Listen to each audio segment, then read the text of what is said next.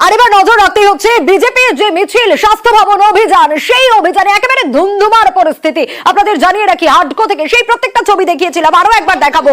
হাটকো থেকে এই মিছিল শুরু হয়, আর হাটকো মোড় থেকে যখন এই মিছিল শুরু হয় করুণাময়ীতে ইন্দিরা ভবনের সামনে মিছিল পৌঁছলেই উত্তেজনার পরিস্থিতি তৈরি হয়। সেই সময় একেবারে ব্যারিকেড ভেঙে এগোনোর চেষ্টা করেন বিজেপির নেতা কর্মীরা। পুলিশের সঙ্গে রীতিমতো ধস্তাধস্তি শুরু হয়ে যায় বিজেপি কর্মীদের। প্রিজন ভ্যানের উপরে চড়ে বিক্ষোভ বিজেপি কর্মীদের।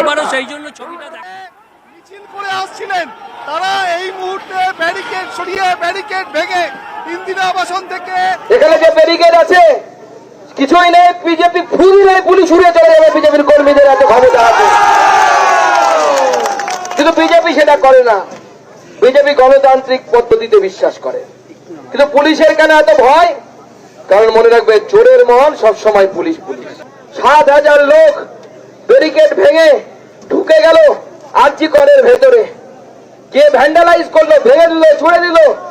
কারা ভাঙলো? তৃণমূল কংগ্রেসের কর্মীরা ঢুকেছে। আমাদের কাছে পরিষ্কার খবর আছে। এই যে স্বাস্থ্য ভবন, এই স্বাস্থ্য ভবন দুর্নীতির প্রতীক।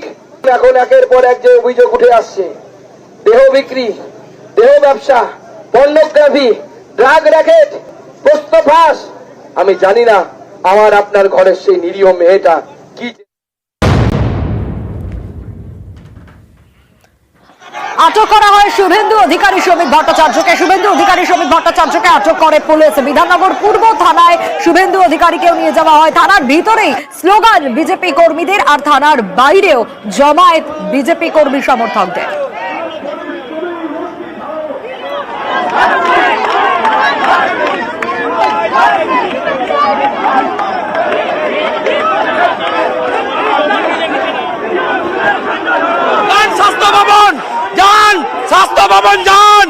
স্বাস্থ্য ভবন যান, অবৈধ শান্তিপূর্ণ আন্দোলন। 5 জন দেখা করতে চাইছিলাম স্বাস্থ্য ভবনে, দিল না।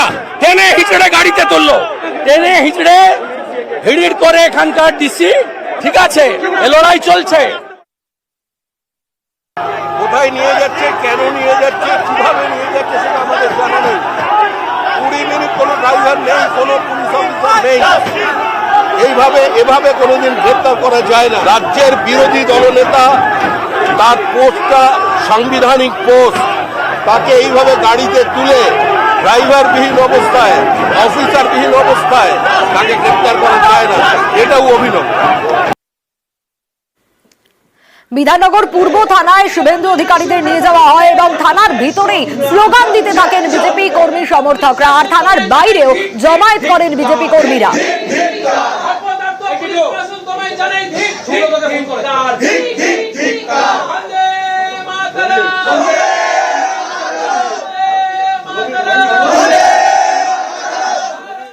মাননীয় রাজ্য সভাপতি আগামীকাল এই পুলিশি বর্বরচিত আচরণ এবং আমাদের স্বাস্থ্য ভবনে ঢুকতে বাধা দেওয়ার প্রতিবাদে রাজ্যের সমস্ত থানাতে বিজেপির পক্ষ থেকে থানায় বিক্ষোভ এবং ঘেরাও শান্তিপূর্ণভাবে করার জন্য নির্দেশ দিয়েছেন।